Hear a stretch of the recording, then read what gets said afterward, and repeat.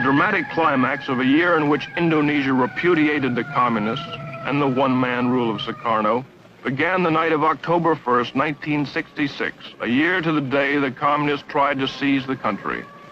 Assembled was a special military tribunal. On trial was Dr. Subandrio, next to Sukarno the most powerful man in Indonesia. He was Deputy Prime Minister, Foreign Minister, head of the State Secret Police, boss of the anti-American state news agency.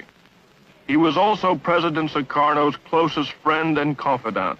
His trial was particularly significant because it helped establish that Sukarno himself clearly had a role in the communist coup. It was Sukarno who protected Subandrio in the palace after the coup attempt. When students ransacked Subandrio's foreign office and discovered correspondence between him and Red China's foreign minister Chen Yi planning the coup, they stormed the palace, threatening to behead Subandrio. Only then was he imprisoned. The charges against him include treason and conspiracy. The evidence showed Subandrio helped the 3 million-strong Communist Party, its initials PKI, to plot and carry out the coup, including the mass murder of Indonesia's military high command. It was charged that he welded the Indonesia-Peking axis, stole government funds, invented stories to discredit the United States, and conspired with Red China to smuggle guns to Indonesia's communists. Haji Dr. Subandrio pleaded innocent to all the charges. He was found guilty and sentenced to death.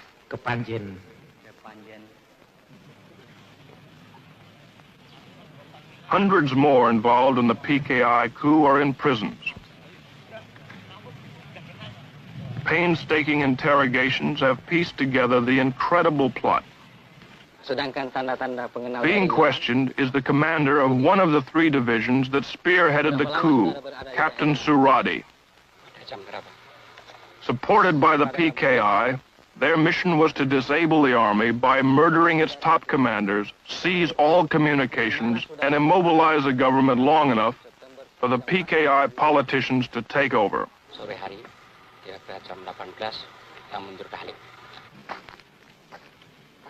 The cells on death row are filled with the plotters.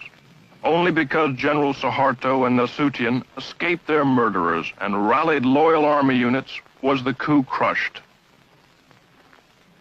Colonel Latif here tried to kill General Nasution, was wounded in the process, and now awaits trial.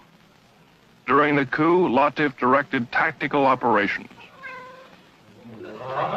General Parman, chief of the Army Intelligence, was killed by this man. He shot General Yani, chief of the army. Here the murderer of the deputy chief of staff. Lance Corporal Hargiono missed General Nasution, but shot his sister and infant daughter 5 times.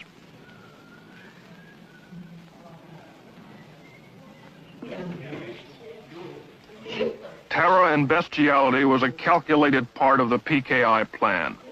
They even had special mutilation squads made up of girls. The night of the coup, Enda here tortured Nasution's aide to death with a razor. They call it death of 1,000 cuts. Sex orgies went on before the torture ceremonies got underway. The girls claimed they were promised $10 for the evening's work, but were never paid. The girls were instructed by a communist women's organization called Garwani. For 6 months before the coup, they were meticulously trained in the fine art of torture. They were even given 4 innocent human victims to practice on. The way it was planned, according to their confessions, was the night of the coup, the captured army generals would be brought to a farm near Jakarta called Lubang Buaya, or the Alligator Hole. Here they were to be ritualistically tortured to death. As it worked out, 3 of the generals were dead on arrival. The remaining victims, to the delight of the huge communist throng, were slowly killed. Eventually, the mutilated bodies were dumped down a well. The spectacular atrocities were calculated to so terrorize Indonesia